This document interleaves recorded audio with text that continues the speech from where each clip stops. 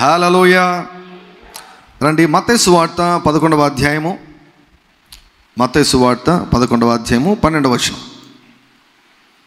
బాప్తిస్మమిచ్చు యోహాను దినములు మొదలుకొని ఇప్పటి వరకు పరలోక రాజ్యము బలత్కారముగా పట్టబడుచున్నది, బలత్కారులు దానిని ఆక్రమించుకొనుచున్నారు.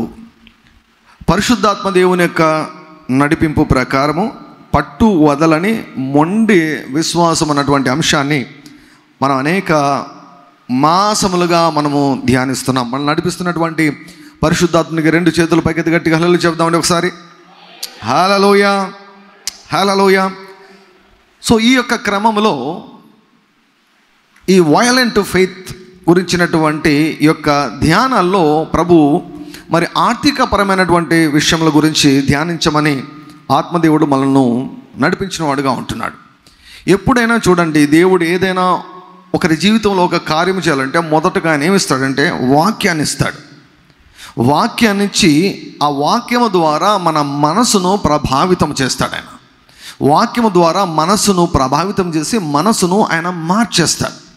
మన ఆలోచన విధానాన్ని ఆయన మారుస్తాడు. దేవుని యొక్క వాక్యాన్ని దేవుడు మనకి ఎందుకు ఇచ్చాడంటే మన అభిప్రాయాలను మార్చుకునేదానికి, మన ఆలోచన విధానాన్ని పూర్తిగా మార్చేసేదానికి దేవుడు తన వాక్యాన్ని మనకు అనుగ్రహించాడు. సో వాక్యం వింటూ ఉండగా మన జీవితాల్లో, మన ఆలోచన విధానంలో పెను మార్పులు జరుగుతూ ఉండాలి. లేదంటే ఎక్కడో పొరపాటు జరుగుతుందని అర్థం. So we need to change our thinking basing upon the word of God.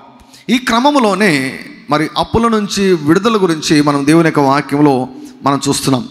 ఆర్థికపరమైనటువంటి విషయాలు, అనేకమైనటువంటి సంగతులను దేవుడు తన వాక్యంలో వ్రాయించాడు. డబ్బును గురించి, అప్పుల గురించి అనేక సంగతులను దేవుడు వ్రాయించాడు. మనం చూసాం, ఒక వ్యక్తి అప్పులలో ఉండడం, ఒక కుటుంబము అప్పులలో ఉండడం ఎట్టి పరిస్థితుల్లో కూడా దేవుని యొక్క చిత్తము కానే కాదు. దేవుని యొక్క చిత్తం మనం తెలుసుకోవాలి అంటే బైబిల్ గ్రంథంలో మొదటి 2 అధ్యాయాలు మనం చూడాలి. ఆదికాండం మొదటి 2 అధ్యాయాల్లోనే దేవుని యొక్క చిత్తము మనకు స్పష్టంగా కనిపిస్తుంది. దేవుడు ఆదామును తయారు చేసినప్పుడు, సృష్టించినప్పుడు, తయారు చేసినప్పుడు ఆయన ఏమన్నాడంటే మీరు ఫలించండి, అభివృద్ధి చెందండి, విస్తరించండి, అవసరానికి మించి కలిగి ఉండండి అని దేవుడు వారిని దీవించాడు. దేవుడు వారిని దీవించాడు. వారిని అప్పులలో ఉండమని చెప్పలేదు. ఎప్పుడైనా గుర్తుపెట్టుకోండి, ఇది ఒక కొండ గుర్తు అనుకోండి, లేకపోతే గుడ్డి గుర్తు అనుకోండి. ఎప్పుడు కూడా మన జీవితాన్ని ఆదికాండము 1:28లో 28 దగ్గరికి వచ్చి దానిని ఒక అద్దంలాగా పెట్టుకొని చూసుకోవాలన్నమాట. మనం పరీక్షించుకోవాలి. ఆదికాండము 1:28 ప్రకారం నా జీవితం ఉందా లేదా, ఈ వాక్య ప్రకారము ఈ పరిస్థితి ఈ వాక్యానుసారం ఉందా లేదా. ఎందుకంటే ఒరిజినల్గా దేవుడు మనల్ని సృష్టించినప్పుడు ఆయన ఎందుకు సృష్టించాడో ఆయన తెలియజేశాడు. ఫలించండి అన్నాడు, అభివృద్ధి చెందండి అన్నాడు, విస్తరించండి అన్నాడు, సమస్తాన్ని లోబరుచుకొనండి అన్నాడు. లోబడండి అని అనలేదు. మనం దేవునికి మాత్రమే లోబడాలి, ఇక దేనికి మనం లోబడకూడదు, దేనికి మనము లొంగకూడదు. సో ప్రతిదీ కూడా మనం పరీక్షించుకోవాలి. ఫర్ ఎగ్జాంపుల్, ఇప్పుడు ఆర్థికపరమైన విషయాలు, ఒకవేళ అప్పుల్లో ఉండడం అది దేవుని యొక్క చిత్తం ఎట్టి పరిస్థితులు కాదు. ఎందుకంటే దేవుడు అప్పులో ఉండండి అని చెప్పలేదు ఆదాము హవ్వకు. ఈ అప్పులన్నీ కూడా ఎప్పుడు వచ్చాయి? ఒక శాపముగా అప్పులు లోకములోనికి ప్రవేశించాయి. చూద్దామా దేవుని యొక్క వాక్యంలో. ఆదికాండము 1వ అధ్యాయము 28వ వచనం. అందరం కలిసి చదువుతాం గట్టిగా. ఆదికాండము 1వ అధ్యాయము 28వ వచనం. దేవుడు వారిని ఆశీర్వదించను, ఎట్లనగా మీరు ఫలించి అభివృద్ధి పొంది విస్తరించి భూమిని నిండించి దానిని లోబరుచుకొనుడి, సముద్రపు చేపలను ఆకాశ పక్షులను భూమి మీద ప్రాకు ప్రతి జీవిని ఏలుడని దేవుడు వారితో చెప్పెను. హల్లెలూయా. ఈరోజు నేను ఏలుతున్నానా లేదా అని మనం పరీక్షించుకోవాలి. ఈరోజు నేను ఫలిస్తున్నానా లేదా అని పరీక్షించుకోవాలి. ఈరోజు నేను అభివృద్ధి చెందుతున్నానా లేదా అని పరీక్షించుకోవాలి. ఈరోజు నేను విస్తరిస్తున్నానా లేదా అనేది మనం పరీక్షించుకోవాలి. ఈరోజు నేను ప్రతి పరిస్థితిని నేను లోబర్చుకుంటున్నానా అన్నటువంటి దాన్ని మనం పరీక్షించుకోవాలి. We need to check with this word of God. ఈ దేవుని యొక్క వాక్యం దగ్గర మన జీవితాలు ఎలా ఉన్నాయో మనము చూసి మనము పరీక్షించుకొని, ఒకవేళ ఈ వాక్య ప్రకారం మన జీవితం లేదు అంటే so we need to make some adjustments, we need to change our thinking. మన ఆలోచన విధానాన్ని మనము మార్చుకోవాలి, ఆలోచన విధానాన్ని మార్చుకోవాలి. సో కనుక దేవుని యొక్క చిత్తం మనకు ఇక్కడ స్పష్టముగా కనిపిస్తుంది. అయితే మానవుడు పడిపోయిన తర్వాత దేవుడు ఏం చేశాడు? దేవుడు శాపమును విడుదల చేశాడు. ఫస్ట్ ఏం చేశాడు? దేవుడు ఆశీర్వాదాన్ని ఆయన విడుదల చేశాడు, ఆశీర్వాదమును విడుదల చేశాడు. అయితే ఎప్పుడైతే మానవుడు పాపం చేశాడో, దేవుని నుంచి వేరైపోయాడో, ఏమొచ్చిందో తెలుసా? శాపము వచ్చింది. చూడండి 17వ వచనం, 3వ అధ్యాయము 17వ వచనం, 3వ అధ్యాయం 17వ వచనం.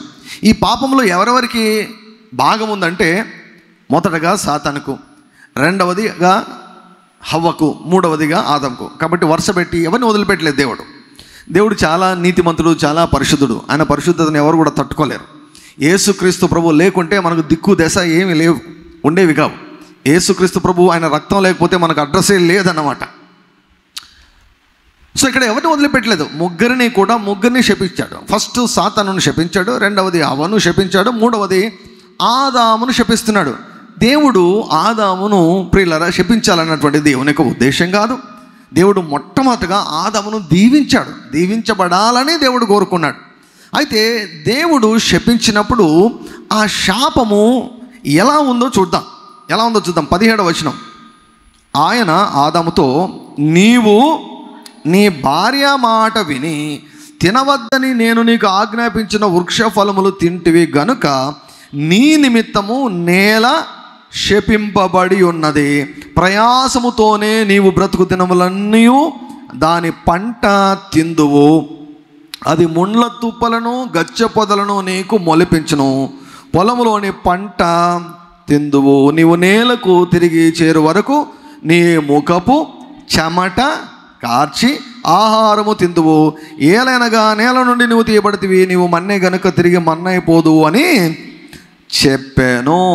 ఇక్కడ చూడండి, వాడబడినటువంటి పదాలు శాపము, నేల శపించబడింది అన్నాడు. అంటే అంతవరకు నేల దీవించబడింది. శాపం అంటే ఏమో తెలియకుండా నేల దీవించబడి ఉంది. కానీ నేల ఆదాము చేసినటువంటి తప్పు వలన, పాపం వలన నేల శపించబడింది. కాబట్టి బ్రతుకు దినములన్నీ కూడా ప్రయాసపడాలంట. ప్రయాసపడే, కష్టపడి, కష్టము కష్టము కష్టము కష్టము కష్టము అంటుంటాం కదా, కష్టము కష్టము కష్టపడి పని చేయడము. నేను ఒక మాట చెప్తాను, కష్టపడి పని చేయడము వేరు, శ్రద్ధగా పని చేయడం వేరు. There is a fine line between those two things. కష్టపడి పని చేయడం వేరు, శ్రద్ధగా పని చేయడం వేరు. సో కష్టపడి, ప్రయాసపడి నీవు పని చేయాలి. బ్రతుకు దినములన్నీ ప్రయాసపడి పని చేయాలి. నువ్వు ఒక విత్తనం వేస్తే కలుపు మొక్కలు 100 కలుపు మొక్కలు వేస్తాయి, అవన్నీ కూడా తీసుకుంటూ కూర్చోవాలి. తర్వాత ఏమంటున్నాడు? నీవు చెమట కార్చి, మీకు తెలుసో లేదో తెలియదు కానీ చెమట కూడా శాపమే. చెమట అవును కదా, ముందు ఉన్నదా? చెమట కార్చమని ముందు ఉన్నదా? చెమట కారుస్తామని ముందు ఉన్నదా? లేదు. చెమట కార్చడం కూడా అది శాపములో ఒక భాగం. మనకు ఎలా తెలుస్తుంది అంటే, పరలోకంలో చెమట కారదు, పరలోకంలో చెమట కారదు. చెమటోడ్చి కొంతమంది అంటారు, చెమటోడ్చి నేను కష్టపడ్డాను, రక్తం కార్చి కష్టపడ్డాను, చాలా కష్టపడ్డాను. That is not God's will for your life. నీ జీవితంలో అది దేవుని యొక్క చిత్తం ఏమాత్రమూ కాదు. శ్రద్ధగా పనిచేయడం వేరు, ఇక్కడ ప్రయాసంతో పనిచేయడం వేరు. సో కాబట్టి ప్రియులారా, ఇప్పుడు మనిషికి కావాల్సిన నీరు, ఆహారము, తర్వాత ఉండేదానికి ఓ స్థలము. సో ముఖ్యంగా బేసిక్ థింగ్స్. సో వీటికి కూడా ప్రయాసపడవలసినటువంటి అవసరత మనిషికి కలిగింది. అది ఆశీర్వాదం కాదు, ఎట్టి పరిస్థితుల్లో కూడా ఆశీర్వాదం కాదు, అది శాపం. యేసుక్రీస్తు ప్రభు మన శాపాన్ని భరించాడు కనుక వీటిలో ఏది కూడా మన జీవితాల్లో ఉండవలసిన అవసరము లేదు. మనం ఇక్కడ లేము, మనం ఎక్కడికి వెళ్ళాము? మనము 1వ అధ్యాయం 28లోకి వెళ్ళిపోయాము. యేసుక్రీస్తు ప్రభు మన బదులు శాపగ్రస్తుడే మనల్ని ఎక్కడ కూర్చోబెట్టాడు? 3:17లో లేము మనము. We are not in Genesis 3:17. We are not in Genesis 3:17. నీవు ఆదికాండము 3:17లో లేవు, 3:17లో జీవించవద్దు. ఆదికాండం 1:28 జీవించు. నీవు ఏలాలి, నీ పైన అప్పులు ఏలకూడదు, నీ జీవితంలో పేదరికం ఏలకూడదు, లేమి ఏలకూడదు, కరువు ఏలకూడదు, దరిద్రత ఏలకూడదు, నీ జీవితంలో ఐశ్వర్యం ఏలుతూ ఉండాలి. You should rule and rain. యేసుక్రీస్తు ప్రభు ఆయన శాపగ్రస్తుడయ్యాడు కనుక మనం ఆ శాపాన్ని అనుభవించవలసిన అవసరం లేదు. సో నా పాయింట్ ఏమిటంటే, కష్టపడి పని చేయడము, చెమటోడ్చి పని చేయడము అది ఆశీర్వాదం కాదు, అది శాపము. సో కాబట్టి మనం ఎందుకు అప్పులు చేస్తాం? తినేదానికి తిండి లేక. లాస్ట్ వీక్ మనం చూసాం నెహెమ్యా గ్రంథంలో ఏ రీతిగా కరువును బట్టి వారు అప్పు చేశారంట. కుటుంబము చాలా ఎక్కువగా ఉన్నారు, కుటుంబంలో ఎక్కువ నంబర్ ఉన్నారు, పోషించేదానికి వీలు లేక ఉన్నవన్నీ కూడా వారు అమ్ముకున్నారంట, అప్పులు తెచ్చారంట. సరే, రకరకాల కారణాలు బట్టి వారు అప్పులు చేశారు. అవన్నీ ఎక్కడండి? అది ఒక శాపము, సాధారణం కాదు, అది శాపము. అప్పుల్లో జీవించడము, అప్పులు కలిగి ఉండడము సాధారణం కాదు, అది శాపము. అయితే శుభవార్త ఏమిటంటే, అప్పుల నుండి విడిపించబడ్డం సాధ్యము అని దేవుని యొక్క వాక్యం చెబుతూ ఉంది. అప్పులు లేకుండా జీవించడం కూడా సాధ్యము అని దేవుని యొక్క వాక్యం చెబుతూ ఉంది. హల్లెలూయా. ఆర్థికంగా నీవు వర్ధిల్లాలంటే మొట్టమొదటగా నీ ఆత్మలో, మనసులో ఈ యొక్క వాక్యము నాటబడాలి. ఏమిటంటే, అప్పుల నుంచి నా దేవుడు నన్ను విడిపించగలడు, నంబర్ 1. రెండవది, నేను అప్పులు చేయవలసిన అవసరం లేకుండా నేను జీవించగలను, అప్పులు చేయకుండానే నేను జీవించగలను అన్న 2 విషయాలు మొదటగా నీ మనసులో నీ నాటుకొని పోవాలి. దేవుడు ఏదైనా అద్భుతం జరగాలంటే మొదటగా వాక్యము నీ యొక్క మనసులో నాటుకొని పోవాలి. యేసయ్య ఏమన్నాడండి? నా మాటలు మీ యందు నిలిచి ఉన్నాడు, అలా మీకు ఇది ఏది ఇష్టమో అది అడుగుడి, అది మీకు అనుగ్రహించబడను. సో మాటలో మనము నిలబడి ఉండాలి, మాటను మనము నమ్మాలి, తెలుసుకోవాలి. సో కనుక it is a very possibility that God can deliver us from all kinds of debts. అప్పుల గురించి దేవుని యొక్క వాక్యంలో దేవుడు వ్రాసాడు. రోమా 13:8 మనం చూసాం, ఎవరికి కూడా మీరు ఏమండి అచ్చు ఉండవద్దు, ఎవరికి అచ్చు ఉండవద్దు, బ్యాంకులకు అచ్చు ఉండవద్దు, అప్పుల వారికి అచ్చు ఉండవద్దు, మీ సొంత వారికి అచ్చు ఉండవద్దు, బంధువులకు అచ్చు ఉండవద్దు, ఎవరికి కూడా మీరు అచ్చు ఉండవద్దు. ఎవరికి? Clear of all your debts. దేవుని యొక్క వాక్యం చెబుతుంది అప్పుల ఊబిలో ఉండవద్దు, అప్పులు చేయవద్దు, అప్పులు తీసుకోవద్దు, అప్పులు ఇప్పించవద్దు, అప్పుల జోలికే వెళ్ళద్దు. అసలు అప్పులు అన్నటువంటి విషయాన్ని మనం మర్చిపోవాలి. ఆ స్టేజ్కి దేవుడు మనం తీసుకొని వెళ్ళాలని ఆయన ఎంతగానో కోరుకుంటున్నాడు. అప్పులు లేకుండా జీవించడం అన్నటువంటిది అది ఎంతో ఆశీర్వాదకరమైనటువంటి విషయం. ప్రియులారా, అప్పు వలన లేకపోతే ఆర్థిక లేమి వలన వచ్చే ఒత్తిడి భయంకరమైనటువంటి ఒత్తిడి. అది ఒక అవమానకరమైనటువంటి ఒత్తిడి, అది అప్పులు అన్నటువంటిది. అది హేయమైనటువంటి ఒత్తిడి. ఆ ఒత్తిడి చాలా చాలా భయంకరంగా ఉంటుంది. ఆ ఒత్తిడిని నీవు అనుభవించాలని ఏమాత్రం కూడా దేవుడు కోరుకోనలేదు. నీ జీవితంలో నీవు సంతోషంతో, నెమ్మదితో, సుఖముగా, సంపూర్ణముగా జీవించాలని యేసయ్య కోరుకుంటున్నాడు కనుక నీ జీవితంలో అప్పులు ఉండకూడదు అని కోరుకుంటున్నాడు. సో చాలా కారణాలు చెప్పుకుంటూ వచ్చాం మనం. సో అప్పులు మనకి ఎందుకు ఉండకూడదని. సో అది మనం దాన్ని స్థిరపరచుకున్నాం. సో అయితే ఇప్పుడు వేటిని మనం ధ్యానిస్తున్నామంటే, దేవుడు తన వాక్యంలో అనేక చోట్ల పరలోక రుణమాఫీని ఆయన జరిగించాడు. వాటిని మనము వారం మనం చూస్తున్నాం. బైబిల్ గ్రంథంలో ఏదైనా దేవుడు వ్రాయించాడు అంటే దాని అర్థం ఏమిటి అంటే, ఆయన మరలా చేసేదానికి రెడీగా ఉన్నాడు. ఎవరైనా సరే ఆ వాక్యాన్ని విని, ఆ వాక్యాన్ని నమ్మి, ఆ వాక్యం ప్రకారము అడుగులు వేస్తే ఖచ్చితంగా వారి జీవితంలో దేవుడు కార్యం చేస్తాడని దేవుడు తన వాక్యంలో ఆయన వ్రాయించాడు. ఒకసారి ఒక ప్రాంతానికి అపోస్తలుడైనటువంటి పౌలు గారు వెళ్ళి వారితో ఏమన్నాడంటే, మీరు విశ్వసించినప్పుడు మీరు పరిశుద్ధాత్మను పొందుకున్నారా అని అడిగితే, అసలు ఆయన ఎవరు అని వారు అడిగారు. అప్పటికే పరిశుద్ధాత్ముడు భూమి మీదకి వచ్చి 20 సంవత్సరాల పైన అయింది. 20 సంవత్సరాల పైన అయినా కూడా వారు ఏమన్నారంటే, ఆయన ఎవరు అని అడిగారు. అంటే ఆయన ఎవరో వారికి తెలియదు కనుక ఆయనను పొందుకోలేదు. ఈనాడు పరలోక రుణమాఫీ అన్నటువంటి ఒక అంశము బైబిల్లో ఉంది. రుణమాఫీ అన్నటువంటి అంశం ఒక బైబిల్లో ఉంది. దేవుడు తన ప్రజను అప్పుల నుంచి విడిపిస్తాడన్నటువంటి అంశము బైబిల్లో ఉంది. చాలామందికి తెలియదు. ఈ మధ్యలో నన్ను మరి ఒక ప్రాంతానికి వాక్యం చెప్పేదానికి పిలిచి వారు అడిగారు. ఏమడిగారంటే, మా సంఘానికి వచ్చి వాక్యం చెప్పండి, పరలోక రుణమాఫీ గురించి చెప్పండి అని చెప్పారు. హల్లెలూయా. ఇప్పుడిప్పుడు కొంతమంది తెలుసుకుంటున్నారు. ఓకే, ఇది బైబిల్లో ఉంది, ఇది బైబిల్లో ఉంది, ఇది బైబిల్లో ఉంది, ఇది బైబిల్లో ఉంది, ఇది వాక్యంలో ఉంది కదా. ఎన్ని సంఘటనలు చూపిస్తున్నాను. గడిచినటువంటి వారంలో నెహెమ్యా గురించి చూపించాం. నెహెమ్యా ఒక్క మాట పలికితే వారి అప్పులన్నీ వెళ్ళిపోయాయి.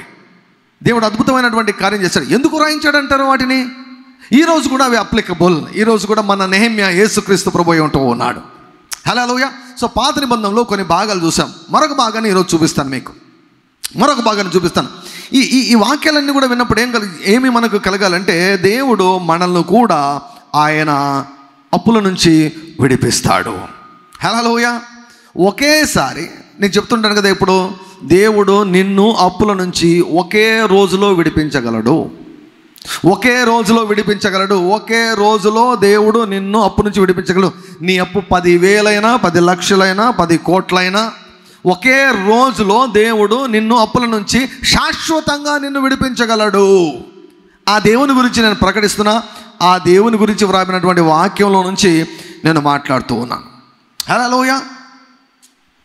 సో అనేక చోట్ల మనం చూసాం. ఇప్పటికి చాలా సందర్భాలు చూసాం. మనం చాలా సందర్భాల్లో కూడా ఏమంటే ఎక్కువ టైం పట్టిందా? ఒకే క్షణంలోనే ఒకే రోజులోనే నెహెమ్యా ఏమంటాడు? ఈ దినమే, ఈరోజే సెటిల్ అయిపోవాలి, ఈరోజు అప్పులన్నీ సెటిల్ అయిపోవాలి, అప్పులు క్లియర్ అయిపోవాలి ఈ రోజే, రేపు కాదు, వచ్చే వారం కాదు, వచ్చే మాసం కాదు. ప్రియులారా, నమ్మగలరా? ఒకవేళ యేసయ్య వచ్చి ఈరోజు మీతో మాట్లాడుతూ ఈరోజు నీ అప్పులన్నీ వెళ్ళిపోతాయంటే నమ్మగలరా? ఎట్లా వెళ్ళిపోతాయి? ఇంకా 15 సంవత్సరాలు ఉంది ఈఎంఐ కట్టాలి, 15 సంవత్సరాలు ఉంది ఈఎంఐ కట్టాలి అని మనం ఆలోచిస్తూ ఉంటాం. మనం ప్రభువు అంటాడు ఈ రోజులోనే, ఈ రాత్రే నేను మాయం చేయగలను అంటారు. సో నమ్మేదానికి సిద్ధంగా ఉన్నారా? నమ్మగలమా? మనము నమ్మే స్థాయిలోనికి మనం వెళ్ళాలి ప్రియులారా. సో దాని కొరకే దేవుడు తన వాక్యంలో ఆయన వ్రాయించాడు. మనం గమనించినప్పుడు ఇశ్రాయేలీలు 70 మందిగా ఐగుప్తులోనికి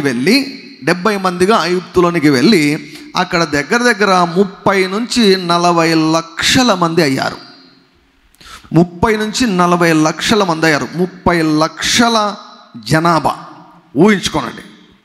30 లక్షల జనాభా. తాడిపత్రి జనాభా ఎంతంటే 1,00,000. తాడిపత్రి జనాభా 1,00,000 అంటే 30 తాడిపత్రుల జనాభా అయ్యారు ఇశ్రాయేలీలు.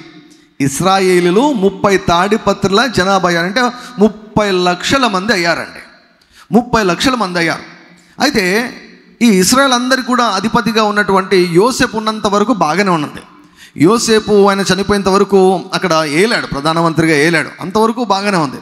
యోసేపు చనిపోయిన తర్వాత యోసేపును ఎరుగనటువంటి ఓ ఫరో వచ్చి ఇశ్రాయేలును చూచి భయపడ్డాడు. వీరేంటి, ఇంతమంది ఉన్నారు, వీళ్ళు ఇన్ని లక్షల మంది ఉన్నారు, రేపొద్దున మనలంతా కూడా వీరు స్వాధీనం చేసుకుంటారు, వీరికి ఎటువంటి హక్కులు ఇవ్వకూడదు, వీరిని పూర్తిగా అణచివేయాలి అని చెప్పేసి వారిని హింసించడం మొదలుపెట్టారు, వారిని ఇబ్బంది పెట్టడం మొదలుపెట్టారు. వారికి ఏమాత్రం కూడా ప్రియులారా, వారు ఒక మంచి సుఖకరమైనటువంటి జీవితం జీవించకుండా వారిని శ్రమ పెట్టుటకు వారు మొదలుపెట్టారు. వాక్యంలో వ్రాయబడి ఉంటుంది, వారిని విపరీతంగా వారిని శ్రమ పెట్టారంట. చూడండి, నిర్గమాకాండము 1వ అధ్యాయము 11వ వచనం, 8 నుంచి చదువుతాను. నిర్గమాకాండము 1వ అధ్యాయము 8వ వచనం నుండి. అప్పుడు యోసేపును ఎరుగని క్రొత్త రాజు ఐగుప్తును ఏలన ఆరంభించను. అతడు తన జనులతో ఇట్లనెను, ఇదిగో ఇశ్రాయేలు సంతతి అయిన ఈ జనము మనకంటే విస్తారంగాను బలిష్టముగాను ఉన్నది. వారు విస్తరించకుండానట్లు మనము వారి ఎడల యుక్తిగా జరిగించుదము రండి. లేని ఎడల యుద్ధము కలుగునప్పుడు కూడా మన శత్రులతో చేరి మనకు విరోధముగా యుద్ధము చేసి ఈ దేశంలో నుండి వెళ్ళిపోదురేమో అనను. కాబట్టి వారి మీద పెట్టిన భారము చూడండి, వారిని శ్రమ పెట్టుటకు వెట్టి పనులు చేయించు అధికారులను వారి మీద నియమింపగా వారు ఫరో కొరకు ధాన్యాదులను నిలువ చేయు పీతోము రామశేషను పట్టణములను కట్టిరి. అయినను ఐగుప్తులు వారిని శ్రమ పెట్టిన కొలది వారు విస్తరించి ప్రబలిరి గనుక వారు ఇశ్రాయేలు ఎడల అసహ్యపడిరి. ఇశ్రాయేలుల చేత ఐగుప్తీయులు కఠినముగా సేవ చేయించుకొనిరి. వారు ఇశ్రాయేలుల చేత చేయించుకున్న ప్రతి పనియు కఠినముగా ఉండెను. జిగటమంటి పనిలోను ఇటుకల పనిలోను పొలములో చేయు ప్రతి పనిలోను కఠినమైన సేవ చేయించి వారి ప్రాణములను విసికించిరి. యోసేపు ఉన్నప్పుడు వీరు రాజులాగా జీవించారు. యోసేపు ఉన్నప్పుడు దర్జాగా జీవించారు. కానీ యోసేపు చనిపోయిన తర్వాత ఒక రాజు వచ్చేసి ఆ రాజు యొక్క మనసులో ఏమండి దయ్యంగాడు దూరాడు, కాబట్టి వీరి మీద వ్యతిరేక భావాన్ని పుట్టించాడు అపవాది. కాబట్టి రాజు ఆలోచించి ఏం చేశారు? వెట్టి పనులు చేస్తూ ఉన్నారంట. మట్టి పని చేస్తున్నారు, వెట్టి పనులు చేస్తున్నారు. ఏమండి, ఇటుకల పని, కూలి వాళ్ళు అయ్యారు. దేవుని యొక్క పిల్లలు, అబ్రహాము సంతానమైనటువంటి వారు కూలీలుగా తయారైపోయారు. ఆ కూలి కూడా ఎటువంటి భయంకరమైనటువంటి తృణీకారాన్ని అనుభవిస్తూ వారు జీవిస్తున్నారు. వారిని ఏమేమి చేసుకున్నారు తెలుసా? ఇంట్లో పని మనుషుల్లాగా వాడుకుంటున్నారు. ఇశ్రాయేలీయులు ఐగుప్తీయులకు పనివారయ్యారు. ఇశ్రాయేలీయులు ఐగుప్తీయులకు పనివారయ్యారు. పని ఎందుకు చేస్తామండి? మనం డబ్బుల కోసం చేస్తాం పని. కఠినమైన పని చేయించుకుంటున్నారు. బానిసలుగా వారు చూస్తున్నారు. బానిసత్వాన్ని ఇశ్రాయేలీయులు విస్తారంగా విపరీతంగా అనుభవిస్తున్నారు. ఇలా ఎంతకాలం జరిగిందో తెలుసా అండి? 400 సంవత్సరాలండి. 4 తరాలు అట్లే జీవించారు వీళ్ళు. 4 తరాలు బానిసత్వంలో జీవించారు. ఒకవేళ నీవు 40 సంవత్సరములుగా అప్పులతో ఉన్నావేమో, 40 సంవత్సరములుగా కరువుతో ఉన్నావేమో, 40 సంవత్సరములుగా దరిద్రతలో పేదరికంలో నీవు ఉన్నావేమో, ఎట్టి పరిస్థితులు దేవుని యొక్క చిత్తం కాదు. అయితే వీరేం చేశారు? ఎప్పుడైతే 400 సంవత్సరాలు అయిందో ఏమండి, వారు ఏం చేస్తారంటే, ఇలా అయితే లాభం లేదు, మన జీవితాలు ఇలాగే ఉండిపోతాయి, కాబట్టి పరిస్థితిని మనం మార్చాలి. పరిస్థితిని మార్చాలంటే మనం ఏం చేయాలి? మనం మొరపెడదాం, మనకు దేవునికి మనం మొరపెడదాం అని అన్నారు. 2వ అధ్యాయం చూడండి, 2వ అధ్యాయము 23వ వచనం. అలాగున అనేక దినములు జరిగిన మీదట ఐగుప్తు రాజు చనిపోయాను. ఇశ్రాయేలీయులు తాము చేయుచున్న వెట్టి పనులను బట్టి నిట్టూర్పులు విడుచుచు మొరపెట్టుచుండగా తమ వెట్టి పనులను బట్టి వారు పెట్టిన మొర దేవుని వద్దకు చేరెను. కాగా దేవుడు వారి మూలుగులను విని అబ్రహాము, ఇస్సాకు, యాకోబులతో తాను చేసిన నిబంధనను జ్ఞాపకము చేసుకునను. దేవుడు ఇశ్రాయేలీయులను చూచెను, దేవుడు వారి యందు లక్ష్యముంచెను. ఇంకా విపరీతమైపోయింది. కూలికి తగ్గట్టు కూడా జీతం రావడం లేదండి కదా. ఎంతమంది మాకు ప్రార్థన రిక్వెస్ట్లు పెడుతూ ఉంటారు, పాస్టర్ గారు ప్రార్థన చేయండి, జీతాలు రాక 3 నెలలు అయింది, 4 నెలలు అయింది, మా యొక్క యజమానుడు అసలు జీతాలే సరిగా ఇవ్వడం లేదు, దయచేసి ప్రార్థన చేయండి. పని ఏమో బాగా చేయించుకుంటున్నాడు, కానీ నాకు డబ్బులు ఇవ్వాలంటే ఎంతగానో ఆయన ఇబ్బంది పడతాడండి. ఇలా చాలామంది ప్రేయర్ రిక్వెస్ట్ చెబుతుంటారు. వీళ్ళ పరిస్థితి కూడా అంతే, ఘోరమైనటువంటి పరిస్థితి. చూడండి, శాపం కదా ఇది. ఇది ఆశీర్వాదమా? ఇది శాపం.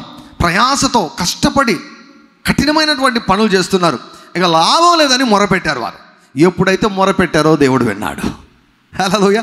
వీరు మొరపెడితే దేవుడు వీరి యొక్క మొరను విని వీరి దగ్గరికి రాలేదు, కానీ వీరికి నాయకుడైనటువంటి మోషే దగ్గరికి వెళ్ళాడు.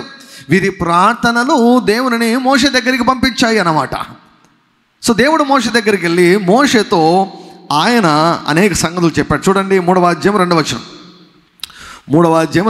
మరియు యెహోవా ఇట్లా, నేను ఐగుప్తులోనున్న నా ప్రజల బాధను నిశ్చయముగా చూచితిని.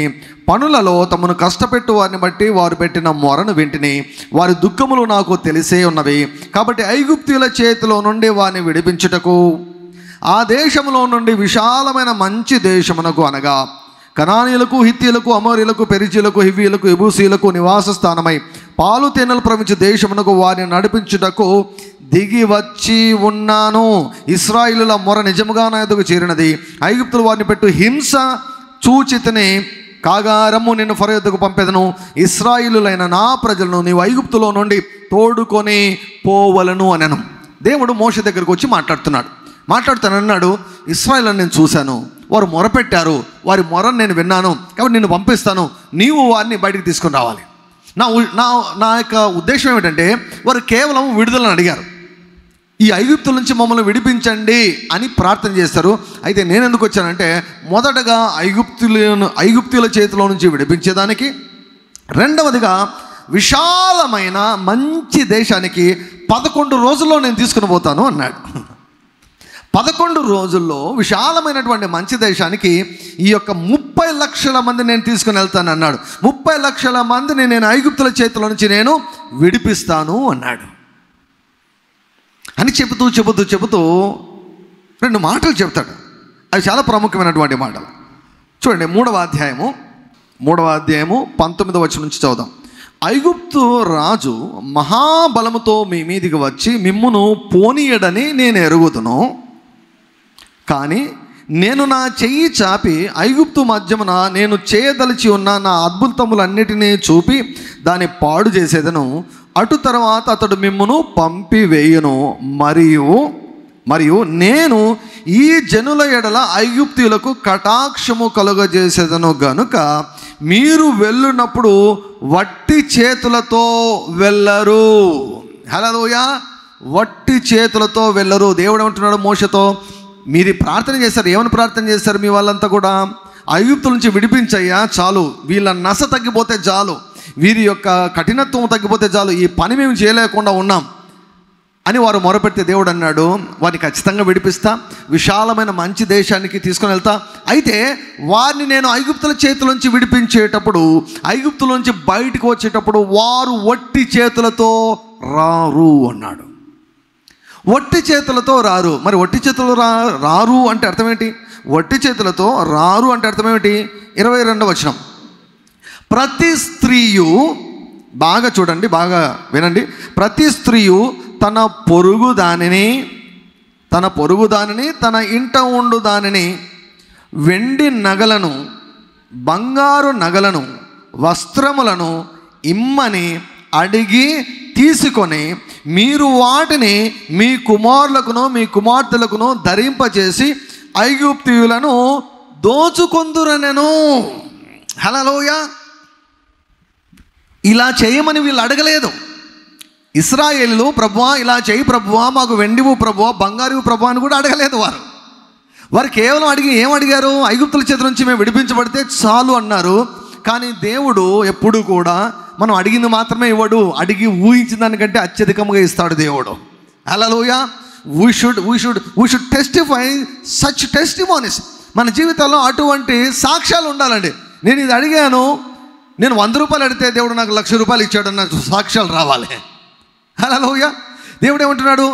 మీరు వట్టి చేతులతో రారు. అయితే ప్రతి స్త్రీ ఏం చేస్తుందో తెలుసా? ఏ ఇంట్లో పని మనిషిలాగా పని చేస్తుందో, ఏ ఇంటిలో ఎవరి కింద పని చేస్తుందో, ఆ ఇంటిలో ఉన్నటువంటి వెండి, ఆ ఇంటిలో ఉన్నటువంటి బంగారు, ఆ ఇంటిలో ఉన్నటువంటి వెలగలిగినటువంటి పట్టు వస్త్రాలు, ఆ ఇంటిలో మాత్రమే కాదు, తన కుడి పక్కన ఉన్న ఇంటిలో, ఎడం పక్కన ఉన్న ఇంటిలో, పొరుగువారి ఇంటిలో ఉన్నటువంటి వెండి, బంగారు, వస్త్రాలు ఇవన్నీ కూడా మీరు అడిగి తీసుకొని ఆ వస్త్రాలు మీరు ధరిస్తారు. ఆ బంగారు నగలను, ఆ వెండిని మీ కుమారులకు మీ కుమార్తెలకు ధరింపజేస్తారు. మీ చేతి నిండా వెండితో బంగారుతో నేను రప్పించబోతున్నాను అని దేవుడు చెప్పాడు. హల్లెలూయా. హల్లెలూయా. See, God is speaking to them. ఈ వాక్యం చదివితే ఇదేంటి ఐగుప్తులను మీరు దోచుకుందురు అన్నటువంటి పదం ఇక్కడ వాడబడింది. ఇది మనకు కొంచెం కరెక్ట్గా అనిపించదు. ఇదేంటి ప్రభువా, వారిది కదా, ఇది వారు కష్టపడి సంపాదించారు కదా, ఇది ఐగుప్తుల బంగారు కదా, ఇది ఐగుప్తుల వెండి కదా, ఇది ఐగుప్తుల యొక్క వస్త్రాలు కదా, వాటిని మీరు తీసుకోవడం ఏంటి, ఇది న్యాయం ఎట్లా అవుతుంది అని కొంతమంది కొంచెం అవగాహన లేని వాళ్ళు అనుకుంటారు. సో నేను ఒక మాట అంటాను. హగ్గయి గ్రంథము 2:8 వచనంలో, 2వ అధ్యాయం 8వ వచనంలో ఒక మాట ఉంటుంది. హగ్గయి 2:8 ఏముంటుందంటే, వెండి నాదే బంగారు నాదే అంటాడు. హల్లెలూయా. వెండి నాదే బంగారు నాదే. ఎక్కడ ఉన్న వెండి ఆయనది, ఎక్కడ ఉన్న బంగారు ఆయనది. భూమి మీద, భూమి లోపల ఎక్కడ ఉన్నటువంటి వెండి అయినా ఆయనదే, ఎక్కడ ఉన్న బంగారు అయినా ఆయనదే. హల్లెలూయా. ఈరోజు ఎవరు వేసుకున్న బంగారు అయినా కూడా అది యాక్చువల్గా దానికి ఓనర్ ఎవరంటే యేసుక్రీస్తు ప్రభువు. హల్లెలూయా. ఓనర్ ఎవరంటే, వెండికి ఓనర్ ఎవరు? అది షాపులో ఉన్నా, మీ ఇంటిలో ఉన్నా, మీ డైనింగ్ టేబుల్ పైన ఉన్నా, వెండి పళ్ళెంగా డైనింగ్ టేబుల్ పైన ఉన్నా కూడా యాక్చువల్గా దానికి ఓనర్ ఎవరంటే యేసుక్రీస్తు ప్రభువు. Jesus is the air of all things. సమస్తము ఆయన మూలముగా కలిగెను, ఆయన నిమిత్తము కలిగెను, ఆయన కొరకు కలిగెను అనే వాక్యంలో వ్రాయబడింది. వెండి నాది అంటాడు, బంగారు నాది అంటాడు. అంతవరకు ఐగుప్తులకు అవకాశం ఇచ్చాడు. ఐగుప్తులు వేసుకునే వెండి ఎవరిది? దేవుడు అంటాడు నాది అది అంటాడు. ఐగుప్తులు వేసుకున్న బంగారు ఎవరిది అంటే నాది అంటాడు. వారు వేసుకున్న వస్త్రాలు ఎవరివి అంటే నావి అంటాడు ఆయన. ఐ యామ్ ద ఓనర్ అంటాడు. నేను ఓనర్ అయినప్పుడు నా ఇష్టం అంటాడు. నా ఇష్టం. వెండికి ఓనర్ నేను, సృష్టించింది నేను, మారుస్తాను. 4 నెలలు వీళ్ళ దగ్గర ఉంచుతాను. నేను కటాక్షం అలా వదిలితే వారు మీ చేతిలో పెడతారు అని చెప్తున్నాడు దేవుడు. హల్లెలూయా. సింపుల్గా అర్థమైందని ఒక మాట చెప్తాను. సో ఇప్పుడు మన పరిచర్య ఉంది, ఆర్డీజే మినిస్ట్రీస్ అన్నటువంటి పరిచర్య ఉంది. Anantapuram faith church, Calvary faith church, RDJ ministry పరిచర్య ఉంది. ఈ పరిచర్యకి ఎవరు హెడ్? నన్ను దేవుడు ఒక అధికారిగా దేవుడు నన్ను నియమించాడు. కాబట్టి ఈ పరిచర్యలో ఎవరు పని చేయాలో ఎవరు పని చేయకూడదో నేను నిర్ణయిస్తా. ఒకరు ఉద్యోగం తీసేసి ఇంకొకరికి ఇస్తా. ఎందుకు అలా చేసామంటే నా ఇష్టం, అది అర్థమవుతుందా? I'm the manager, I'm the owner. నేను ఓనర్, దీనికి నేను ఓనర్. కాబట్టి నాకు ఎవరు అనుకూలంగా ఉంటారో, నా దర్శనాన్ని నెరవేర్చేదానికి నాకు ఎవరు సహకరిస్తారో వారిని నేను ఉంచుకుంటాను. ఎవరు సహకరించారో వారిని తీసేస్తాను. నాది నేను చేస్తాను. అది దేవుడు నాకు ఒక పని అప్పగించాడు, ఆ పనిని నేను పూర్తి చేసుకోవాలి. పనిని పూర్తి చేసేదానికి సహకరించేవాడిని నేను పెట్టుకుంటాను, మిగిలిన తీసేస్తాను. నా ఇష్టం అది. వెండికి యజమానుడు ఎవరు? యేసుక్రీస్తు ప్రభు. బంగారుకు యజమానుడు ఎవరు? యేసుక్రీస్తు ప్రభు. ఆయన అంటాడు, వెండి నాదే, బంగారు నాదే. ఏ ఊర్లో ఉన్న వెండి అయినా ఆయనదే, ఏ ఊర్లో ఉన్న బంగారు అయినా ఆయనదే, ఏ కొండ మీద ఉన్న బంగారు అయినా కూడా యేసయ్యదే. ఆయనే సృష్టించాడు. ఈ పరిచయలో నేను ఎట్లా యజమానుడిగా ఉన్నానో అదే రకంగా వెండికి యజమానుడు యేసయ్య, బంగారుకు యజమానుడు యేసయ్య. ఆయన నా ఇష్టం అంటాడు. ఐగుప్తులో మెడలో ఉంచుతాను, నేను కొన్నాళ్ళు ఉంచుతాను. తర్వాత ఇశ్రాయేల్ మెడలోనికి ఆ దండ రావాలంటాడు, ఆ నెక్లెస్ రావాలంటాడు. నెక్లెస్కి ఎవరు యజమానుడు అంటే నేనంటాడు ఆయన. నా ఇష్టం అంటాడు ఆయన. కాబట్టి ఆయన మనం ప్రశ్నించేదానికి అసలు ఏమాత్రం ఎవరికి కూడా హక్కు లేదు.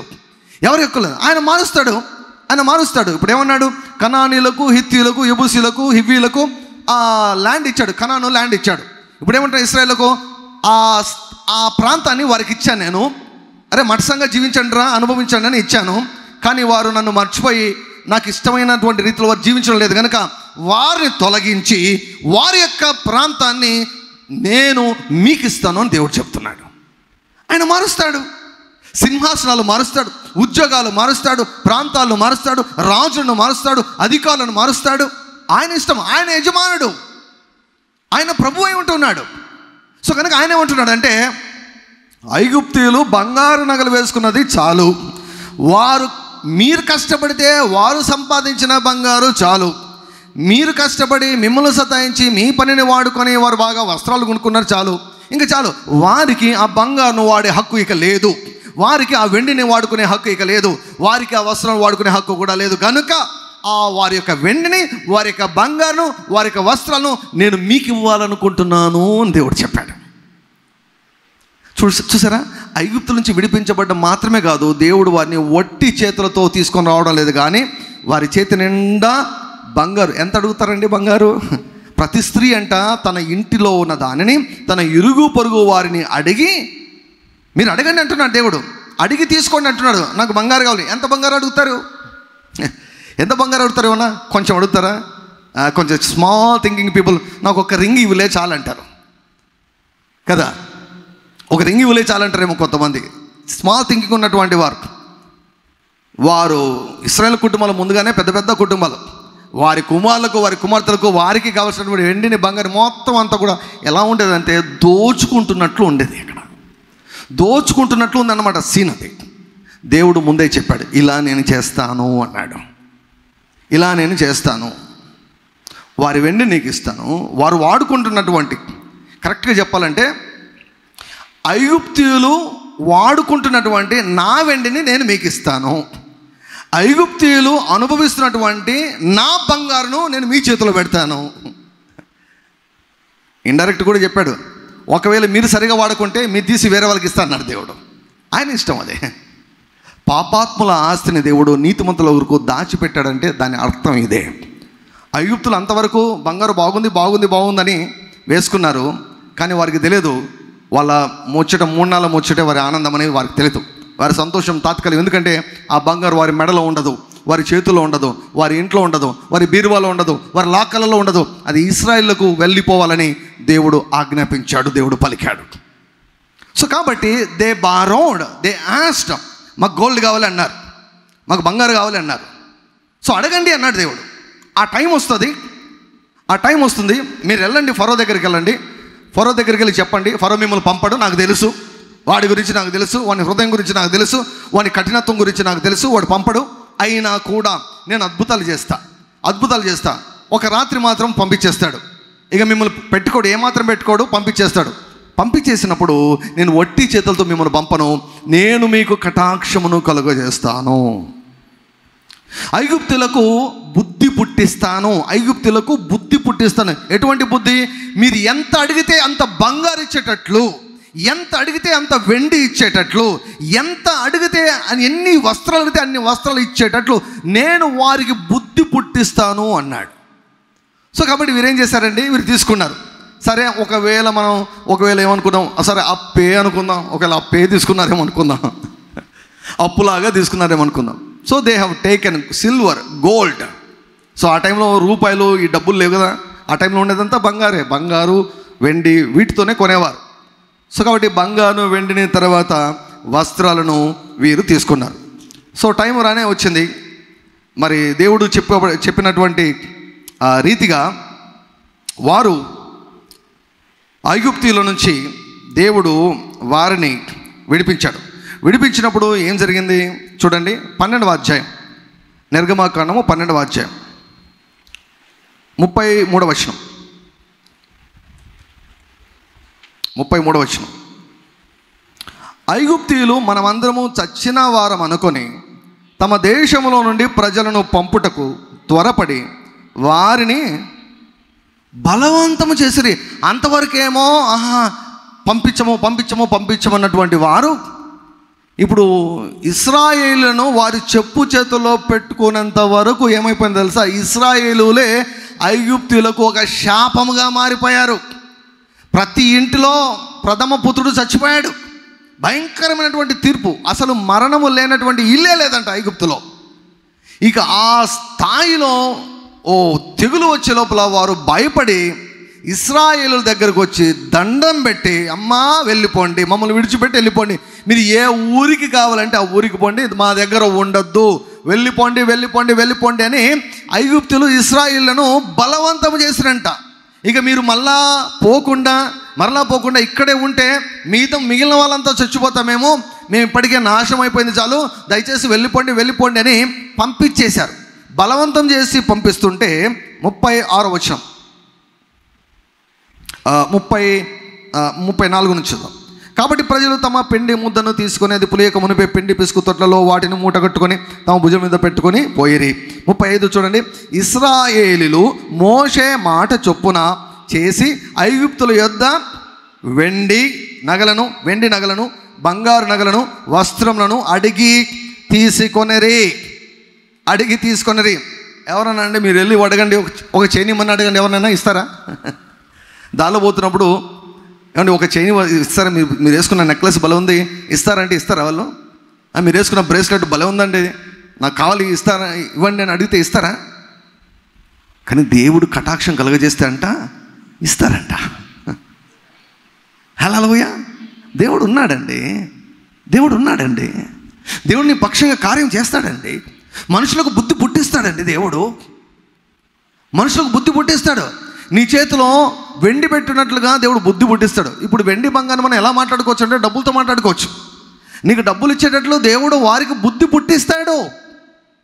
1,00,000 రూపాయలు నీకు ఇచ్చేటట్లు దేవుడు బుద్ధి పుట్టిస్తాడు. 10 లక్షలు ఇచ్చేటట్లు బుద్ధి పుట్టిస్తాడు. 1,00,00,000 రూపాయలు ఇచ్చేటట్లు బుద్ధి పుట్టిస్తాడు. 10 కోట్లు ఇచ్చేటట్లు బుద్ధి పుట్టిస్తాడు. మోషే చెప్పినాడు కదా, గుర్తుకొచ్చేది వీరికి. ఇంకా మనకు విడుదల వచ్చేసింది. ఐగుప్తులు ఇంకేమాత్రం కూడా పట్టుకోమన్నారు, ఇంక వెళ్ళిపోతాం హల్లెలూయా అని సంతోషంగా మీరు బయలుదేరుతున్నప్పుడు వారు గుర్తుకొచ్చింది, అయ్యో మోషే గారు చెప్పారు కదా, మీరు మీ ఓనర్ దగ్గర అడగండి, మీ ఓనర్ వేసుకున్నటువంటి బంగారు అడగండి, వారు వేసుకున్నటువంటి రింగులు అడగండి, వారి యొక్క వస్త్రాలు అడగండి, మొత్తం అడిగి తీసుకోండి అని చెప్పినటువంటి మాట గుర్తుకొచ్చి మీరేం చేశారు తెలుసా? ప్రతి స్త్రీ 30 లక్షల మందిలో 10 లక్షలు ఉన్నారనుకుంటాం సిస్టర్స్, 10 లక్షల మంది, 10 లక్షల ఇళ్లలో, ఆ పక్క ఇల్లు ఈ పక్క ఇళ్ళలో అంతా కలిసి వారు బంగారును, ఎంత బంగారు తెలుసా, అంత బంగారును దేవుడు వారి చేతిలో పెట్టాడు. దేవుడు వారి చేతిలో, చాలామంది బంగారును పాపంలాగా చూస్తుంటారు. అసలు బైబిలే తెలియదండి వారికి, బైబిలే తెలియదు. బంగారును పాపంలాగా చూస్తుంటారు. బంగారం దేవుడు వారికి ఇచ్చాడు. దేవుడు పాపని పెట్టాడు వాళ్ళ చేతిలో ఏమన్నా? పాపం అయితే ఎందుకు పెట్టిస్తాడండి? వెండి నాదే, బంగారు నాదే అంటున్నాడు దేవుడు. ఎవరి కోసం చేశాడేమని? కుక్కల కోసం చేశాడా వెండిని బంగారం? మనుషుల కోసం చేశాడండి. మనుషుల కోసం చేశాడు ఆయన బంగారం.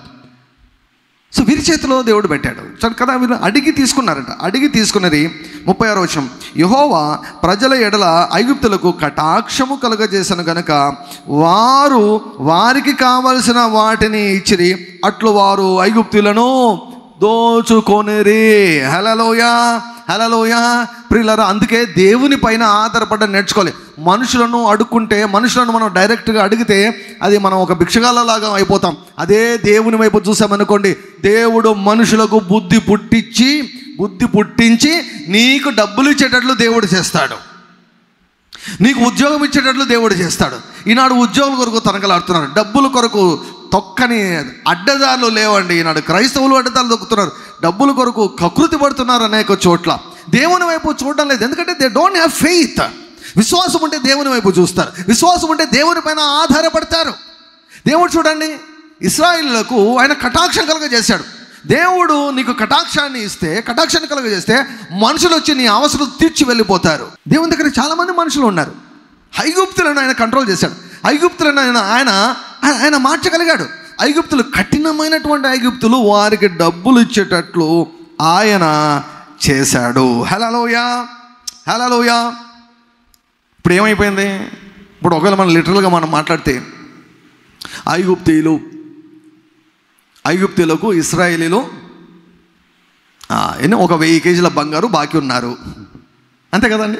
అడిగి ఇప్పించుకున్నారు, బట్టలు అడిగి ఇప్పించుకున్నారు, వెండి అడిగి ఇప్పించుకున్నారు, బంగారు అడిగి ఇప్పించుకున్నారు, అప్పు ఉన్నారు అని అనుకుందాం. ఒకవేళ బయట నుంచి చూస్తే మనకు అట్లా అనిపిస్తుంది, వాళ్ళవి కాదు కదా, ఇశ్రాయేలు కదా. మామూలుగా ఆలోచిస్తే ఇశ్రాయేలువి కావు అవి. వారు వేసుకునే బంగారు వారిది కాదు, వారు వేసుకునే వెండి వారిది కాదు, వారి యొక్క వస్త్రాలు వారివి కాదు, ఐగుప్తులు వాళ్ళ దగ్గర తెచ్చుకున్నారు, అరువు తెచ్చుకున్నారు. మనం చూసాం కదా, ఒక ప్రవక్త శిష్యులు ఒకడు, ఏమంటే ఈ చెట్టు నరుకుతుంటే గుడ్డలు వెళ్ళి నీళ్ళలో పడ్డాం, ఇది అరువు తెచ్చుకున్నది అని చెప్పాడు. అంటే వాళ్ళకి మళ్ళీ ఇవ్వాలి అని. సో ఇక్కడ అడిగి ఇప్పించుకున్నారు. అయితే ఇప్పుడు ఏమైంది చూడండి, 14వ అధ్యాయము, నిర్గమకాండము 14వ అధ్యాయము 30వ వచనం. ఆ దినమున యెహోవా ఐగుప్తుల చేతిలో నుండి ఇశ్రాయేలీయులను రక్షించెను. ఇశ్రాయేలీయులు చచ్చిన ఐగుప్తీయులను సముద్ర తీరమున చూచిరి. ఉదాహరణకు, అంటే మామూలుగా ఆలోచించండి, మరి ఎక్కువ సీరియస్గా లోతుగా ఏమీ వెళ్ళొద్దు, మామూలుగా ఆలోచించండి. మీరు ఒక వ్యక్తి దగ్గర ₹1 కోటి అప్పు తీసుకున్నారు అనుకోండి. ఒక వ్యక్తి దగ్గర ₹1 కోటి అప్పు తీసుకున్నారు, లేకపోతే ఒక బ్యాంకు మీకు ₹1 కోటి అప్పు ఇచ్చింది. ఒక బ్యాంకు దగ్గర మీరు ₹1 కోటి అప్పు తీసుకున్నారు, లేకపోతే ఒక వ్యక్తి దగ్గర ₹1 కోటి అప్పు మీరు తీసుకున్నారు. సో మరి ఏమి జరిగిందో ఏమో తెలియదు, బ్యాంకు బోర్డు తిప్పేశారు, బ్యాంకు ఎత్తిపోయింది, మూసేశారు బ్యాంకు, ఇంకా బ్యాంకు లేకుండా వెళ్ళిపోయింది. నీకేమో వారు ₹1 కోటి నీకు అప్పు ఇచ్చారు, ₹1 కోటి నీది అయిపోయింది, ఇప్పుడు బ్యాంకే లేదు, నువ్వు ₹1 కోటి చెల్లించాల్సిన అవసరం లేదు నీకు. ఇది ఒక యాంగిల్లో పరలోక రుణమాఫీ అన్నమాట. ఇప్పుడు ఇక్కడ కూడా అదే జరిగింది. ఎవరైతే వీరికి బంగారు ఇచ్చారో, ఎవరైతే వీరికి వెండి ఇచ్చారో, ఎవరైతే వస్త్రాలు ఇచ్చారో, ఇచ్చిన వాళ్ళు సగం మంది ఏం చేశారంటే, తీసుకొని వెళ్ళిపోండి, మీకు ఏం కావాలంటే తీసుకొని పోండి, ఇంకా కావాలంటే ఇస్తాం, ఇంకా కావాలంటే సిల్వర్ కూడా కావాలంటే ఇస్తాం, స్టీల్ కూడా కావాలంటే ఇస్తాం, ఇంకా ఏ పాత్రని తీసుకుని వెళ్ళండి, ఏం కావాలని తీసుకుని వెళ్ళండి అని సగం మంది పంపిస్తే, సగం మంది వీళ్ళు మన బంగారు దోచుకుని పోతున్నారు, వీరు మన వెండి దోచుకుని పోతున్నారు, వీరు మన వస్త్రాలు దోచుకుని పోతున్నారు, వీళ్ళని వదిలిపెట్టకూడదు, మనం ఎందుకు వదిలిపెట్టామని ఫరో అతని సైన్యము ఏమండి అనేక 100 మందితో వెళ్ళి వీరిని మట్టు పెడదామని వెళ్తే, దేవుడు వారిని ఎర్ర సముద్రం ఇరికించేసి భూస్థాపన చేసేసాడు. అప్పిచ్చినవాడు చనిపోయాడు. ఇటువంటి స్టోరీస్ మనం వినే స్టోరీస్ అంతా ఎట్లుంటుందంటే, ఏమండి రివర్స్లో ఉంటాయి మన స్టోరీస్ అంతా.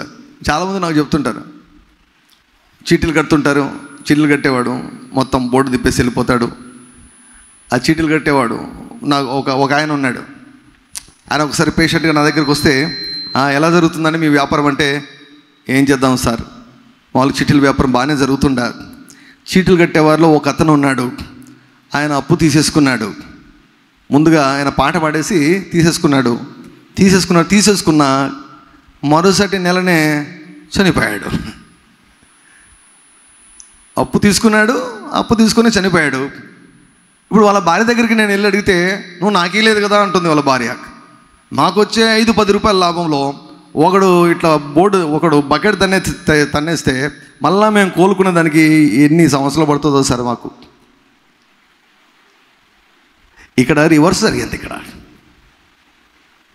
ఐగుప్తీయులు చనిపోయారు, అప్పు ఇచ్చినవాడు పోయాడు. అంటే మీకు అప్పులు ఇచ్చినటువంటి వారు పోవాలని మీరేం కొనుక్కోవద్దండి. బైబిల్లో ఉంది కాబట్టి నేను చెబుతున్నాను. దేవుడు ఏ పద్ధతినైనా ఆయన వాడుకుంటాడు. వాడుకుని ఏం చేస్తాడు? నిన్ను అప్పుల నుంచి విడిపిస్తాడు. ఆ దినమనంది అంటే ఒకే రోజులో వారికి అప్పులన్నీ కూడా కొట్టివేయబడ్డాయి. ఒకే రాత్రి 30 లక్షల మంది యొక్క ఆర్థిక పరిస్థితి పూర్తిగా మారిపోయింది. ఒకే రాత్రి. కీర్తన గ్రంథంలో చూడండి, ఇదే మాటను కీర్తనకారుడు కూడా రాస్తూ ఏమంటాడు చూడండి. 105వ కీర్తన 105వ కీర్తన 37వ వచనం. 105వ కీర్తన 37వ వచనం. అక్కడ నుండి తన జనులను వెండి బంగారములతో ఆయన రప్పించెను. హల్లెలూయా. కోట్ చేస్తున్నాడు. Specific miracle, financial miracle. ఆ రాత్రి కేవలం ఐగుప్తుల నుంచి మాత్రమే కాదు దేవుడు వారికి విడుదలనిచ్చింది, వారి పేదరికం నుంచి దేవుడు వారికి విడుదలనిచ్చాడు. వారు 400 ఏళ్ళుగా కష్టపడి సంపాదించాల్సినటువంటి డబ్బులు ఐగుప్తుల చేతిలో ఉండిపోతే, ఐగుప్తుల చేతిలో ఉన్నటువంటి వారి యొక్క డబ్బులను, వారి యొక్క వెండిని, బంగారును, వారి వస్త్రాలను ముక్కు చెవులు పిండి ఇశ్రాయేలులకు ఇప్పించాడు దేవుడు. హల్లెలూయా. దేవుని పైన ఆధారపడితే ఎవరు కూడా నిన్ను ఎక్కువ కాలం మోసము చేయలేరు. యాకోబును మోసం చేయాలని చూశాడు వాళ్ళ సొంత మామ మోసం చేయాలని చూశాడు. మోసము చేయనీయలేదు దేవుడు. యాకోబు పక్షముగా దేవుడు లాబానును గద్దించాడు. హల్లెలూయా. కాబట్టి లిటరల్గా దేవుడు ఇశ్రాయేలు తమ కష్టాన్ని బట్టి వారికి ప్రతిఫలాన్ని ఇచ్చాడు. వీరు కష్టపడ్డారు, ఐగుప్తులు సంపాదించుకున్నారు. చివరికి ఏం చేశాడు తెలుసా? దేవుడు వారి చేతిలోంచి ఇప్పించేటట్లు చేశాడు దేవుడు. దేవుని కటాక్షం చాలా ప్రాముఖ్యం అండి మనకు. ప్రభు ఏమన్నాడు? ఒకసారి ఆయన శ్రమలకు ముందు ఆయన ఏమన్నాడు? శిష్యుల్లో ఇద్దరిని పంపించి ఒక గ్రామానికి వెళ్ళండి, అక్కడ కట్టబడిన ఒక గాడిద పిల్ల ఉంటాయి, అక్కడ వెళ్ళి దాన్ని తోలుకొని రండి అన్నాడు. అంతే. ఏమైనా సంస్కారం అండి అది. ఇంకొకరి ఇంటికి వెళ్ళి ఏమండి వారి యొక్క గాడిద పిల్లని తోలుకొని వస్తే ఊరుకుంటారా? ఎవరైనా ఊరుకుంటారా? మీరు ఊరుకుంటారా? మీ ఇంట్లోకి వచ్చి మీ వస్తువు, మీ బైక్ కానీ, ఇప్పుడు గాడిద అనేది ఆ కాలంలో ఇప్పుడు మనం పోల్చుకుంటే అది ఒక కారుతో పోల్చుకోవచ్చు, లేకపోతే బైక్తో పోల్చుకోవచ్చు మనం, లేకపోతే ఏరోప్లేన్తో అయినా పోల్చుకోవచ్చు. అంటే రవాణాకు, ప్రయాణానికి ఉపయోగపడే వాహనంలాగా గాడిదను ఉపయోగించేవారు. సో వెళ్ళి అక్కడ ఉంటుంది, పార్కింగ్ చేసి ఉంటుంది, తీసుకొని రాపో. మీ బైక్ ఎవరైనా తీసుకొని వెళ్తుంటే ఊరుకుంటారా? మీరు కారు తీసుకొని వెళ్తుంటే ఊరుకుంటారా? యేసుప్రభు అన్నాడు, అక్కడ పోయి ఒక ఇల్లు ఉంటుంది, అక్కడికి వెళ్ళి తీసుకొని రాపో అన్నాడు. వాళ్ళు ఖచ్చితంగా అడుగుతారు, ఏమి మీరు తీసుకుంటున్నారంటే, ఇది ప్రభువుకు కావాలని ఒక్క మాట చెప్పండి, వారు ఏమో అనరు అన్నాడు దేవుడు. దేవుడు కటాక్షను పుట్టిస్తే ఎవరైనా ఏమైనా నీ చేతిలో పెట్టేస్తారు. దేవునితో సహవాసం చేయండి. డబ్బుకు దేవుని మీద ఆధారపడండి. దేవుని వైపు చూడాలి. ఆయన కటాక్షం పుట్టిస్తే, ఆయన బుద్ధి పుట్టిస్తే,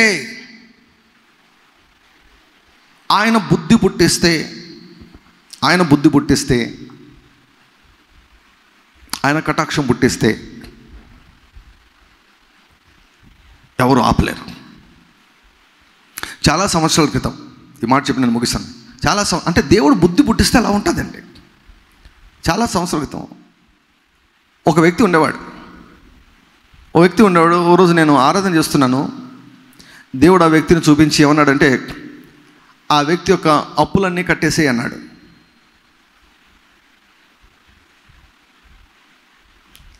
ఆ పర్సన్ ఉన్నాడు, పేరు చెప్పడం లేదు, ఎందుకంటే పేరు చెప్పడం నాకు ఇష్టం లేదు.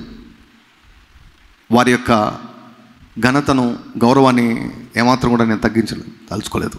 ఎందుకంటే దేవుడు కుడి చేతితో సాయం చేస్తే ఎడమ చేతి కూడా తెలియదు అన్నాడు. అవసరాన్ని బట్టి చెప్తున్నాను, వ్యక్తి పేరు చెప్పడం లేదు కాబట్టి నో ప్రాబ్లం. ఆ వ్యక్తి దగ్గర వెళ్ళి ఆ వ్యక్తి యొక్క అప్పులన్నీ నువ్వు కట్టేసేయి అన్నాడు. నేను ప్రభు ఇది నువ్వేనా మాట్లాడుతున్నది అని అడిగాను. నేను నాకు కన్ఫర్మ్ చేయ ప్రభు అన్నాడు. 3 రోజులు ఆగాను. 3 రోజుల తర్వాత మరలా అదే మాట్లాడాడు దేవుడు. 3 సార్లు మాట్లాడిన తర్వాత ఇంకా నేను ప్రిపేర్ అయిపోయి ఒకరోజు పిలిచాను. నాకు బ్రదర్ని పిలిచి, నాకు ఒకవైపు కొంచెం టెన్షన్ ఉంది. ఎంత అప్పు ఉందో నాకు తెలియదు కదా, ఎంత అప్పు ఉందో నాకు తెలియదు.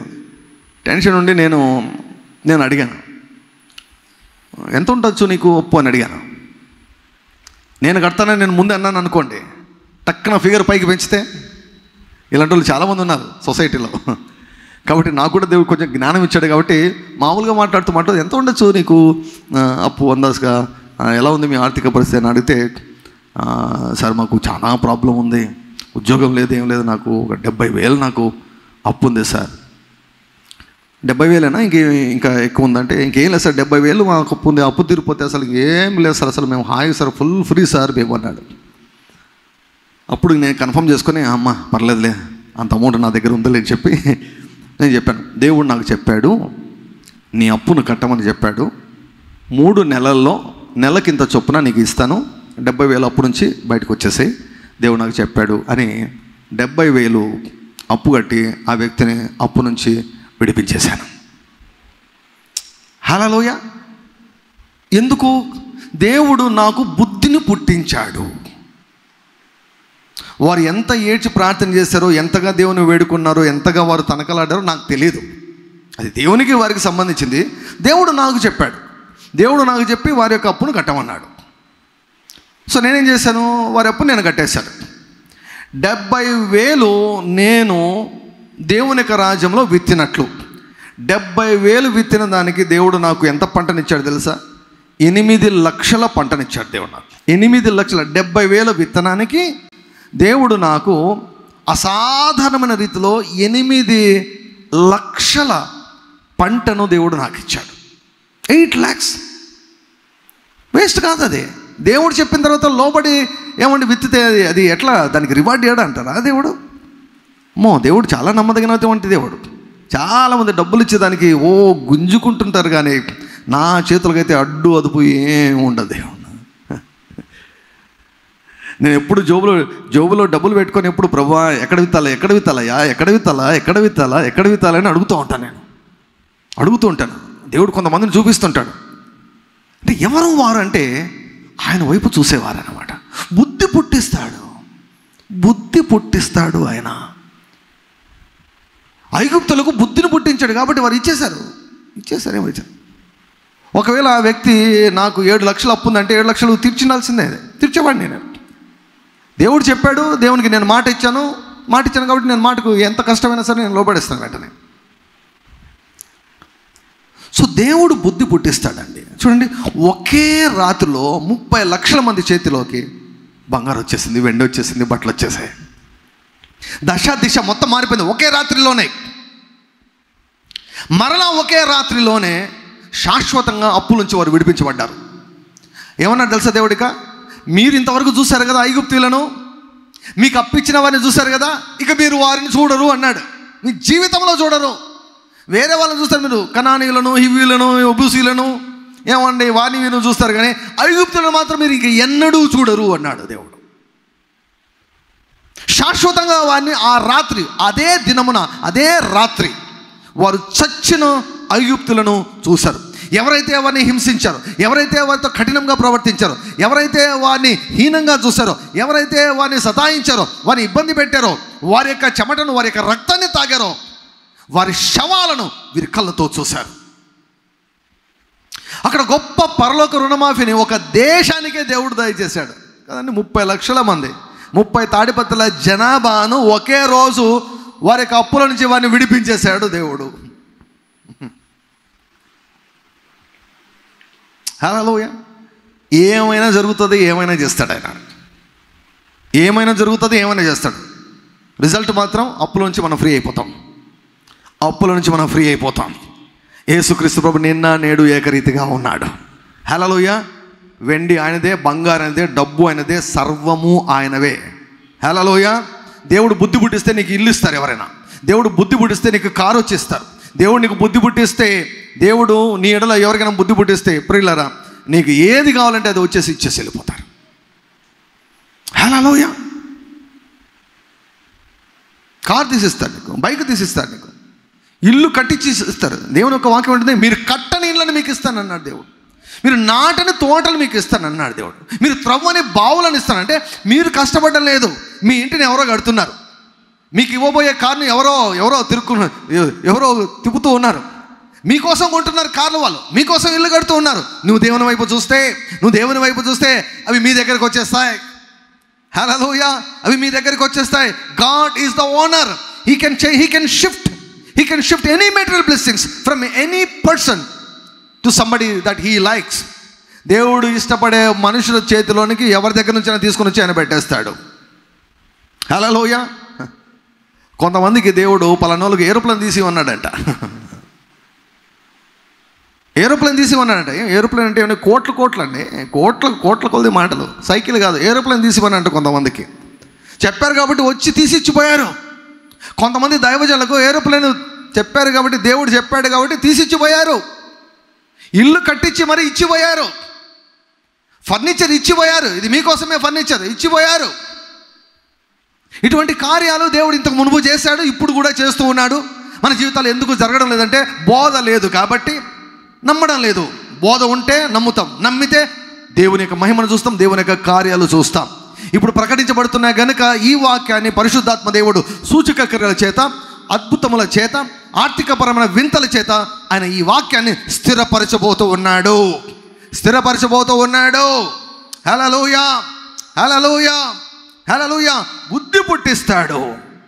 ఆయన బుద్ధి పుట్టిస్తే ఎంత కఠినుడైనా సరే, ఎంత పిసినారి వాడైనా సరే నీ దగ్గర వచ్చి డబ్బులు ఇచ్చిపోతాడు. హల్లెలూయా. ఇటువంటి అద్భుతాలు నాకు చాలా తెలుసు. టైం వచ్చినప్పుడు చెప్పుకుంటూ వెళ్తాను. అయితే ఒకటి నమ్మండి, దేవుడు నేను అప్పుల నుంచి విడిపిస్తాడు. రెండవది, అప్పులు లేకుండా నువ్వు జీవించవచ్చు. నీవు ప్రయాసపడి కష్టపడి డే అండ్ నైట్ పని చేసి నీవు కష్టపడి జీతం సంపాదించాల్సిన అవసరం లేదు. శ్రద్ధగా పని చేయి. పని అన్నటువంటిది ఆహ్లాదకరంగా చేయాలి, ఒక హాబీలాగా చేయాలి, ఇష్టపూర్వకంగా చేయాలి. సనుక్కుంటూ కొనుక్కుంటూ కష్టపడి చేసే పని అది పనే కాదు, అది శాపం. అది సంతోషంగా చేయగలగాలి, ఒక హాబీలాగా చేయగలగాలి. అమ్మో ఈరోజు పని చేయకపోతే ఎట్లా నా జీవితము? కాదు. యెహోవా ఆశీర్వాదము ఐశ్వర్యం ఇస్తుంది. తల వంచి కళ్ళు మూసుకుందాం.